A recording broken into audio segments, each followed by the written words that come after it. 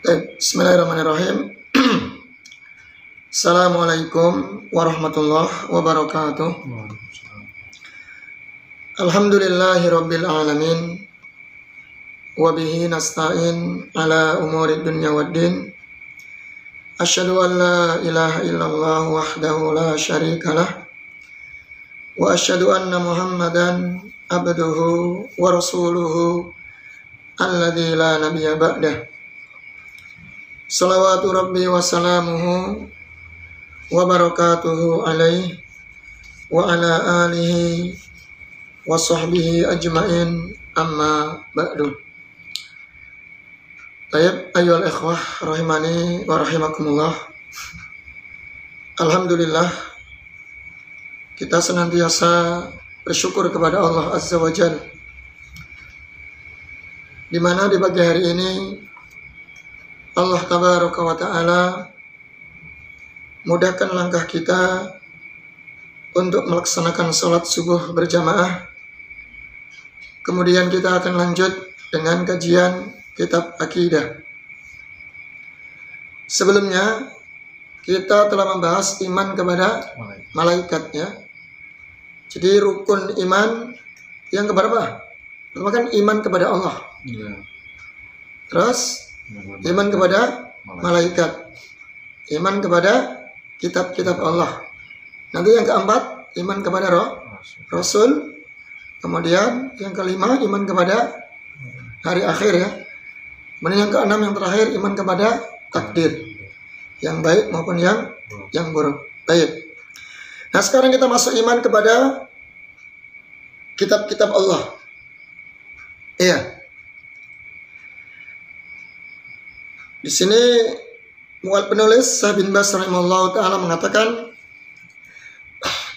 wa hakadal imanu bil kutubi, dan demikian juga iman kepada kitab-kitab.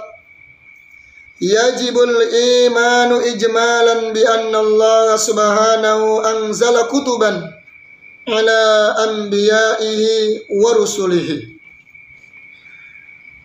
Itu wajib mengimani secara global, ijmal, ya, global, bahwa Allah Subhanahu wa Ta'ala menurunkan kitab-kitabnya kepada para nabi dan rasul. Ya. Jadi sebelum Nabi kita alaihi salatu wassalam, dari nabi-nabi sebelumnya, Nabi Isa, Nabi Musa, ya, dan yang lainnya, kita wajib mengimani. Mungkin sekalipun dari kitab tadi kita nggak tahu apa namanya kitab tersebut, ya kan? Tapi wajib kita imani secara global. Yang kita tahu namanya, kita wajib imani secara terperinci. Li bayani haqqihi wa da'wati ilaih. Ya. Jadi ketika Allah menurunkan kitab kepada para nabi dan rasul untuk menjelaskan kebenaran dakwah yang mereka emban, ya, dan mendakwakan mereka dengan kitab tersebut, artinya menjadi bukti kalau kitab ini adalah mukjizat, ya, yang Allah wahyukan kepada para nabi tersebut agar mereka menyampaikan kepada umatnya. Jadi bukan karangan, ya, bukan karangan tulisan para nabi dan rasul. Itu murni wahyu yang Allah turunkan kepada mereka agar mereka menyampaikan tauhid, berdakwah kepada, mengajak kepada umat agar menyembah Allah Azza wa Jalla. Kama qala ta'ala, sebagaimana Allah berfirman, wa laqad arsalna rusulana bil bayyinati wa anzalna ma'humul kitaba wal mizana liyaquman nasu bil qist. Ini surat Al-Hadid ayat yang ke-25. Kata Allah, sungguh kami telah menurunkan, ya, sungguh kami telah mengutus para rasul dengan bayinat, dengan bukti-bukti kebenaran yang nyata. Kemudian wa anzalna ma'humul kitab, dan kami juga turunkan kepada mereka kitab, ya. Jadi kami turunkan kepada, kami utus mereka dengan bukti yang nyata, dan kami juga turunkan kepada mereka Alkitab. wal mizan, ya, dan mizan, timbangan, ya, timbangan. Sebagian ulama menjelaskan mizan di sini itu artinya sunnah, hadis, ya, hadis Rasul Shallallahu Alaihi Wasallam. Jadi Al-Quran dan sunnah gitu lah. Ya, mizan maksudnya gitu ya. Kemudian liyakuman nasu bil qist. Apa tujuannya? Agar menegakkan kepada manusia qist, yaitu apa? Keadilan. Ya, menegakkan keadilan di tengah-tengah manusia. Baik. Kemudian di sini wa qala ta'ala, dan Allah juga berfirman, kanan nasu ummatan wahidah. Dahulu manusia itu bersatu. Antum tahu nggak kapan terjadi kesyirikan? Di zaman Nabi siapa? Nabi Nuh kan? Masih ingat nggak? Jadi dulu sebelum Nabi Nuh alaihissalam, manusia bersatu di atas agama tauhid. Menyembah Allah Subhanahu wa taala. Nah, kemudian terjadi penyimpangan. Ya, tauhid muncul pertama kali kesyirikan itu di zaman Nabi Nuh alaihissalam. Ketika mereka hulu kepada orang-orang saleh. Ya, di zaman Nabi Nuh, ketika Allah kisahkan ya kaum Nabi Nuh dalam surat Nuh ya, ada orang-orang saleh yang ditokohkan dan bahkan mereka dihormati. Allah berfirman, wa qalu la tadarunna aliyatakum wa la tadarunna wadda wa la suwa'a wa la yaghutsa wa ya'uqa wa nasra. Jadi nama-namanya, nama-nama orang saleh di zaman Nabi Nuh. Wad, Yaghus, Ya'uq, ya, Waddau, wala suwa'au, wala yaghutsa wa ya'uqa wa nasra. Ada 5 orang ini. Nah, orang-orang saleh ini kebiasaan mereka masing-masing. Ada yang rajin ibadah, ada yang mereka rajin berbagi makanan, ya, sehingga ketika mereka meninggal diabadikan. Syaitan itu kan tidak akan berhenti menyesatkan manusia, betul nggak? Dia sudah bersumpah kepada Allah. Qala rabbi bima aghwaytani, ya Allah, karena engkau telah menyesatkanku, kata iblis ya, syaitan, la aqudanna lahum siratakal mustaqim. Saya bersumpah, saya akan menghalang-halangi mereka manusia dari jalan yang lurus. Itu udah bersumpah mereka. Bangsa jin, syaitan, iblis akan terus, nggak akan berhenti menyesatkan manusia. Summa la'atiyannahum min baini aydihim wa an aymanihim wa an syama'ilihim wa la tajidu aktsarahum syakirin. Lihat, kami akan terus mendatangi mereka, mengganggu mereka, ya, dari arah kanan maupun arah kiri, depan belakang, dan engkau dapati mereka kebanyakan tidak bersyukur kepada Allah. Kita lihat, kita berjanji ya, makanya kita jangan tergoda dengan syaitan. Hati-hati, berdoa kepada Allah agar dijauhkan dari gangguan syaitan. Nah, kemudian ketika orang-orang soleh tersebut di zaman yang meninggal dunia, tadi syaitan membisikkan ya kan, kalian ini kan katanya cinta kepada orang soleh, itu ayah. Masa mereka meninggal kalian biarkan begitu saja? Seharusnya kalian harus menghormati, menghargai orang-orang yang telah berjasa, orang-orang soleh yang telah memberikan manfaat kepada kalian, memberikan pengaruh kepada kalian. Ya, akhirnya setan membisikkan dengan untuk menggambar, agar bisa mengenang gitu ya, mengenang orang-orang digambar dulu, digambar yang kira-kira sama lah mukanya gitu ya, dikasih jenggot lah mungkin ya, dikasih sorban gitu kan, kemudian letakkan kata syaitan di tempat-tempat yang biasa kalian lihat agar kalian terus mengenang. Mungkin kalau sekarang di tiang listrik kali ya, kan kita sering lewat itu, atau di depan rumah, atau dipasang di baleo-baleo di pinggir pasar, ya kan, pinggir pasar, pinggir jalan, atau bahkan di samping tempat-tempat ibadah yang mana kalian itu akan senantiasa melihat dan mengenang mereka. Bahkan mungkin di pemakamannya ya gitu ya. Jadi pemakamannya dikasih ya foto atau gambar orang-orang sehingga akan mengenang terus, ketika melihat mereka akan menangis, mengenang jasa mereka gitu ya. Dan ini terjadi ya zaman sekarang, ya kan? Bahkan mereka jadikan untuk mengalap berkah fotonya orang-orang soleh, dipajang di rumah. Insya Allah, katanya fotonya orang soleh membawa keberkahan. Ada yang mengatakan seperti itu. Maka mereka beli poster-poster foto-foto para habaib, ya enggak? Tahu namanya? Insya Allah ya. Yang terkenal itu kan ya, pasang di rumah-rumah mereka. Katanya apa? Akan mendatangkan berkah. Syaitan akan lari melihat foto itu katanya. Insya Allah. Kalah ya.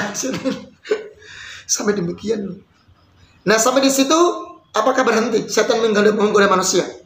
Tidak. Datang generasi setelahnya, dibisiki lagi.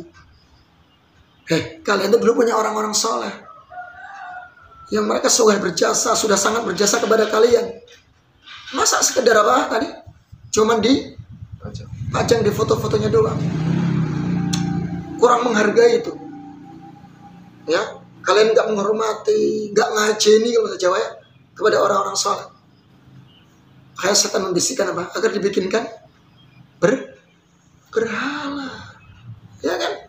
Kalau hanya gambar, foto, kurang gitu kan. Kurang sekali kalian menghargai mereka. Bikinlah yang persis dengan mereka, pahatlah, bikinkan berhala yang mirip dengan mereka. Nah, akhirnya mereka tergoda dengan bisikan syaitan dan dibikinkanlah berhala. Kayu dipahat. Ya. Kemudian atau mungkin batu gitu ya. Batu ya diukir yang mirip dengan foto gambar atau bentuk orang-orang soleh. Ya sama, kemudian diletakkan di tempat-tempat yang mereka menjadi objek yang gampang dilihat. Tempat ibadah, ya kan, di jalan, pinggir jalan, di pasar. Sehingga ketika mereka melihat orang tersebut apa memberikan penghormatan atau mungkin nunduk gitu aja. Nunduk, minta izin, diajak ngomong misalnya kan gitu. Maaf mbak, kami mau nikahan gitu kan, mohon doanya gitu kan, diajak ngomong kan, minta doanya kepada orang soleh lewat berhala tersebut. Nah, akhirnya datang generasi setelahnya, syaitan apakah tadinya nggak menyembah ya, belum disembah, belum ini belum, masih tahap memberikan penghormatan saja, entah mungkin lewat dengan salam, entah menunduk begitu ya. Nah, akhirnya syaitan berhasil mencapai titik goalnya gitu ya, menjadikan mereka melakukan kesyirikan. Akhirnya generasi setelahnya menjadikan sesembahan dengan berhala orang-orang soleh tersebut. Jadi jangan salah nih ya, jangan menganggap kemudian orang-orang yang menyembah berhala itu kemudian mereka serta-merta langsung menyembah berhala. Enggak ya, ada prosesnya ya. Tadi kan mulai dari apa? Hulu, berlebihan. Ya, berlebihan, memuji, menghormati orang-orang soleh sehingga akhirnya mereka sembah. Jadi mereka juga nggak bodoh sebodoh yang kita bayangkan. Masa sih patung disembah? Emang patung bisa apa? Nggak kayak gitu. Dulunya nggak seperti itu. Nggak langsung patung disembah, enggak. Tapi ada proses. Mulai dari kecintaan berorang soleh. Kalau melihat orang soleh itu nangis-nangis, ya kan? Meratap-ratap. Kalian itu orang-orang yang dekat kepada Allah, ya kan? Kalian itu orang-orang yang mulia di sisi Allah. Maka wahai orang soleh, sampaikanlah hajat kami kepada Allah. Pertama tawasul dulu nih. Tawasul dulu. Pakai perantara dulu. Gitu. Atau minta syafaat dulu nanti di hadapan Allah. Sebagai perantara untuk menghubungkan dengan Allah dulu nih. Caranya seperti itu mereka. Lambat laun. Terus. Setan tidak akan berhenti. Sampai mereka melakukan kesyirikan. Akhirnya disembah juga itu berhala. Makanya tak heran ya. Ada sebagian dai yang mengatakan demikian. Jika orang-orang Nasrani yang sering saya sampaikan ini ya. Jika orang-orang Nasrani ketika mereka menyembah Yesus. Siapa itu? Yesus ya, Nabi Isa. Kalau yang mereka lihat adalah sifat Allah, kekuasaan Allah, maka mereka orang yang bertauhid. La ilaha illallah. Kaburat kalimatan takhruju min afwah. Ini ucapannya sangat besar. Yang bukan main-main ini, yang keluar dari mulut orang tersebut. Mengajak kesyirikan. Berarti dianggap orang-orang yang menyembah berhala. Kalau mereka meyakini itu adalah yang disembah, yang dilihat adalah sama tadi sifat Allah. Dikatakan dia orang yang bertauhid. Berarti nggak bisa dibedakan ya. Mana orang musyrik, mana orang yang bertauhid. Nggak bisa dibedakan nanti. Sama Nabi juga mungkin orang-orang Hindu yang menyembah patung Wisnu itu ya. Yang saya lihat adalah kuasa Allah. Sifat Allah. Berarti mereka bertauhid kan? Oh, hati-hati seperti ini ya. Maka penting baca tauhid. Penting. Terus kita ulang-ulang terus nggak apa-apa.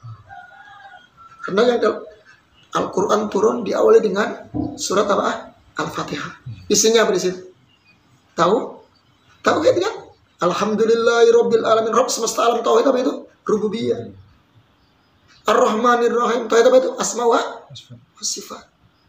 Maliki yaumiddin, yang merajai alam semesta, hari kiamat. Apa itu? Iya karena butuh iya karena setahun apa? Uluhiyah untuk menyembahnya kepada Allah. Allah turunkan Al-Quran diawali dengan ayat-ayat yang berisikan tauhid dan diakhiri dengan surat An-Nas yang berisikan apa? Tauhid. Coba anda lihat. Qul a'udzu birabbin nas. Rabb semesta alam. Tauhid apa? Rububiyah. Malikin nas, yang merajai manusia. Tauhid apa? Rububiyah. Ilahin nas, sesembahan manusia. Berarti apa? Uluhiyah. Bayangkan. Jadi dari awal kita diciptakan, dilahirkan, sampai kita menghadap Allah, meninggalkan dunia ini apa? Harus bertauhid. Jangan sampai hidup ini kita tutup dengan perbuatan syirik. Ini ya. Camkan baik-baik ini ya. Jadi awal kali kesyirikan di zaman Nabi Nuh, terus melebar kemana-mana. Anda bisa saksikan lah ya. Jadi terkadang sebagian orang menganggap sesuatu yang remeh, yang biasa begitu ya. Baik. Kemudian Faba'asallahu an-nabiyyina mubasysyirin wa mundzirin. Kemudian Allah mengutus para nabi. Nah ini ya tujuannya untuk memberantas apa? Kesyirikan. Jadi kan Allah mengutus para nabi memberikan kabar gembira. Jadi orang yang meninggalkan kesyirikan dijamin masuk surga. Orang yang melakukan kesyirikan akan diancam neraka. Bayangkan Allah utus seorang nabi dan rasul yang memberikan kabar gembira kepada mereka. Ya, barang siapa yang mentaati Allah maka dia akan masuk surga. Barang siapa yang maksiat kepada Allah maka dia akan masuk neraka. Wa mungdirin, memberikan peringatan. Jadi kan tujuan Rasul diutus begitu kan?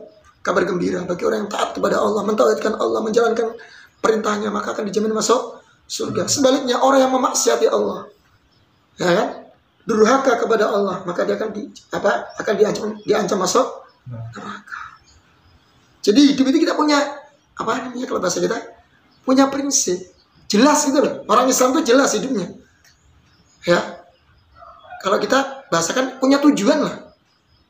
Coba lihat, orang bukan orang Islam, orang kafir nggak punya tujuan, nggak jelas tujuannya. Ya kan hidup itu mau ngapain sih dia? Kalau udah kaya mau ngapain terus? Hanya maksiat kan yang dilakukan. Orang Islam punya tujuan. Hidup dunia itu ngapain sih? Ya ibadah sudah, taat kepada Allah.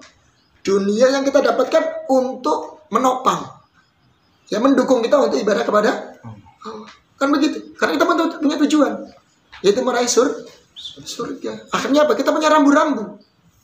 Yang maksiat kita tinggalkan, dosa, maksiat, kesyirikan, kebid'ahan, khurafat kita tinggalkan. Karena itu dilarang.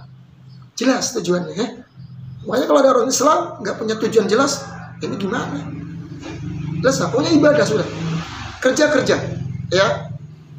Ya, kita juga diperintah untuk mencari rezeki sama Allah. Wabtaghu fima atakallahu darul akhirah.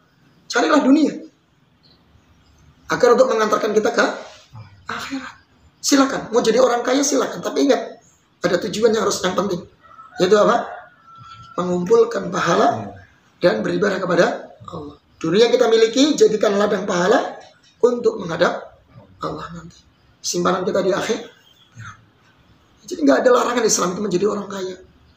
Ya nggak ada. Akan diperintahkan kita mencari dunia untuk menopang kehidupan kita di dunia dan untuk kehidupan kita nanti di akhirat. Baik. Wa anzala ma'ahumul kitaba bil haqq. Nah ini kan. Dan Allah turunkan kepada mereka kitab. Ya. Dengan kebenaran. Nah, ini sebagai bukti kebenaran, mukjizat kebenaran untuk kaumnya nanti. Bukti ini loh, Al-Qur'an ini mukjizat. Siapa lagi? Ada yang masih ragu dengan diutusnya Rasulullah SAW dan bukti bahwasanya Allah itu sang pencipta, ya, Tuhan sesembahan yang berhak disembah, masih ragu? Ada yang masih ragu nggak? Ini Al-Quran masih ada loh, ya kan? Al-Quran masih ada sampai sekarang menjadi pedoman umat manusia. Atau masih ragu? Ya, terlalu masih ragu ya. Ini mukjizat, nggak bisa dibantah. Nggak ada satupun dari kalangan orang-orang Arab yang mereka jago bahasa Arab, sastra Arab, bahkan ahli di bidang bahasa Arab, bisa menandingi satupun dari ayat Al-Quran. Gak ada yang bisa. Bahkan sastra bahasanya sudah tingkat yang paling tinggi. Ambillah surat An-Nas saja. Ambillah An-Nas ya. An-Nas itu kayak saja ya. Di akhirnya huruf apa? Sin akhirnya. Keren nggak? Insya Allah ya. Sudah kayak saja.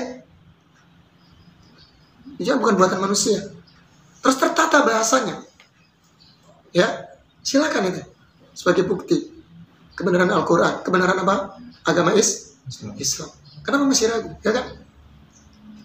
Liyahkuma bainan nasi fi ma ikhtalafu fi. Apa tujuannya turunnya kitab? Agar Allah memutuskan hukum di tengah-tengah manusia dari apa yang mereka telah perselisihkan. Ini undang-undangnya sudah ada dalam Al-Quran. Rambu-rambu, larangan, perintah sudah ada. Kok kenapa kalian melanggar? Kenapa putuskan nanti? Yang melakukan ini hukumnya seperti ini. Yang melakukan ini hukumnya seperti ini. Kan jelas saya. Sebagai pedoman, undang-undang dasar lah. Yang akan nanti menghukumi manusia. Ya ini ya. Ini pentingnya seperti ini. Kemudian wa nu'minu ala sabili tafsil, dan kita beriman dengan terperinci.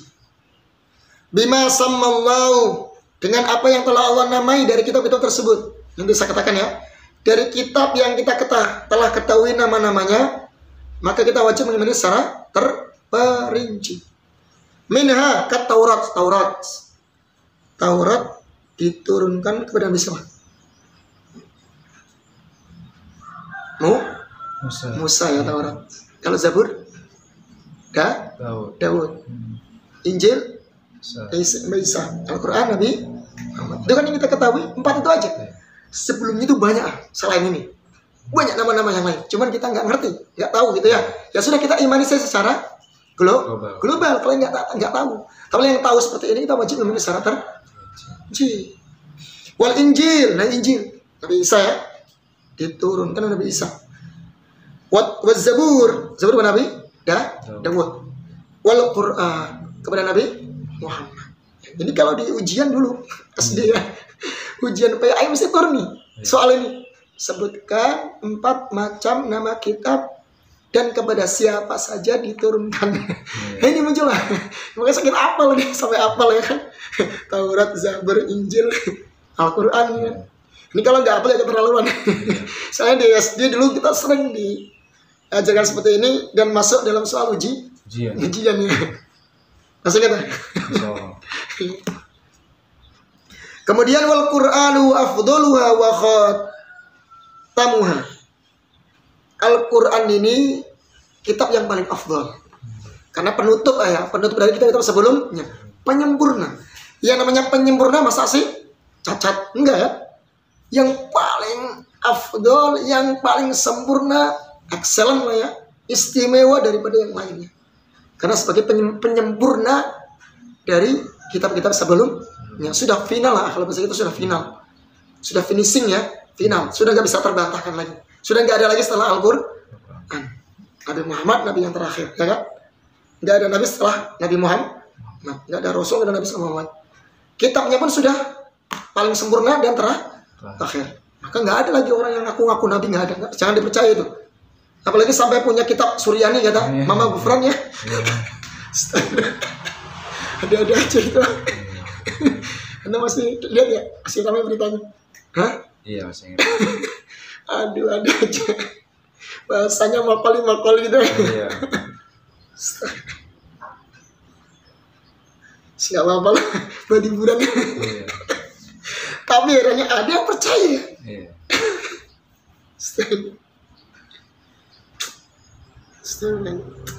Nah itulah nanya Indonesia ya. Kadang gimana ya? Yang kayak gitu juga dibiarin gitu ya. Enggak? Iya. Itu seharusnya pemerintah tuh gimana ya? Di apa? Di ini ya. Ya di bawa, kalau bahasa kita di apa sih ya? Di ini ya. Minta keterangan gitu loh. Iya. Itu waras gitu orang itu. Ya kan? Waras enggak sih? Seperti itu ya. Ya Allah ya Rabbi. Ya begitulah.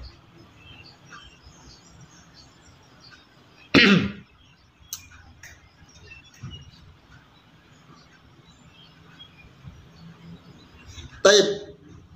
Apalah. Wa huwal muhaiminu 'alaiha. Dan dia adalah kitab yang muhaimin. Sebagai penutup, penyempurna gitu ya. Wal musaddiq 'alaiha, yang dibenarkan atasnya. Ya, dibenarkan atasnya. Wa huwa alladhi yajibu ala jami'il ummah ittiba'uhu. Dialah kitab yang wajib bagi umat ini untuk mengikutinya. Ini ya, wajib, nggak ada yang portasan, nggak boleh. Jadi semua manusia, umat manusia di zaman sekarang ini, umat Nabi Muhammad ya wajib menjadikan Al-Quran sebagai pedoman hidup, undang-undang. Ya, wajib mengikuti aturan Al-Quran, perintah dan larangan. Apa yang Al-Quran wajib dilaksanakan, larangannya wajib ditinggalkan. Larangan makan babi, ya kan? Minum khamar, larangan berzina, macam banyak kan ya? Wajib ditinggalkan. Harus ikut. Jadi kan apa? Undang-undang pedoman hidup. Perintahnya mentauhidkan Allah, perintah taat kepada kedua orang tua, berbakti kepada kedua orang tua, mentaati Rasulnya, ya, melaksanakan perintahnya, itu wajib kita kerjakan. Jadi kan ibaratnya apa? Dustur ya, ibaratnya undang-undang pedoman hidup yang harus kita jalankan. Wajib bagi umat ini, yang nggak boleh meninggalkannya. Misalkan selamat yang seperti itu. Kemudian watahkimu, dan wajib menjadikan hukum Al-Quran itu asas undang-undang ya, hukum. Ma'ama sohat bihi sunnatu an Rasulillah sallallahu alaihi wasallam, disertai dengan apa? Sunnah Al-Quran, kemudian apa? Didukung dengan sunnah-sunnah yang sahih dari Rasul sallallahu alaihi wasallam. Lianna Allah subhanahu ba'asa rasulahu Muhammadan sallallahu alaihi wasallam rasulan ila jami'is saqalain. Karena Allah subhanahu wa ta'ala mengutus Rasulullah sallallahu alaihi wasallam Nabi Muhammad sebagai utusan untuk segenap manusia, bangsa jin dan manusia. Dalilnya mana? Wa ma khalaqtul jinna wal insa illa liya'budun. Kami ciptakan jin dan manusia agar mereka beribadah. Jadi yang kena beban syariat, beban ibadah ya, taklif, melaksanakan ibadah, menjauhi larangan Allah, menjadi hamba yang taat, mentauhidkan Allah, meninggalkan kesyirikan, itu jin dan manusia. yang nanti akan dimintai pertanggungjawaban. Jin juga sama. Ada yang muslim, ada yang kafir kan? Sama kayak manusia, sama. Mereka punya beban untuk melaksanakan syariat. Hanya saja mereka jin kan alam gaib ya, kita nggak tahu. Ya, mereka wajib juga melaksanakan apa? Syariat ini. Begitu ya. Berarti kalau kayak hewan, tumbuhan, nggak ada. Mereka nggak ada beban syariat. Makanya manusia yang sifatnya seperti binatang, ya, nggak mau ibadah, ya udah sama kayak apa? Binatang. Mereka memang nggak ada beban syariat. Kalau kita kan ada beban syariat, kita dikasih akal, ya kan? Maka wajib untuk menjalankan perintah Allah dan Rasulnya. Sampai sini ya. Sampai aja dulu. Mungkin cukup ya, sedikit-sedikit. Yang penting terus ya, konsisten nggak masalah. Jadi kita lanjut. Mungkin sampai sini. Ya, semoga bermanfaat. Mohon maaf atas segala kekeliruan dan kesalahan. Mohon diluruskan. Billahi taufiq wal hidayah. Wassalamualaikum warahmatullahi wabarakatuh.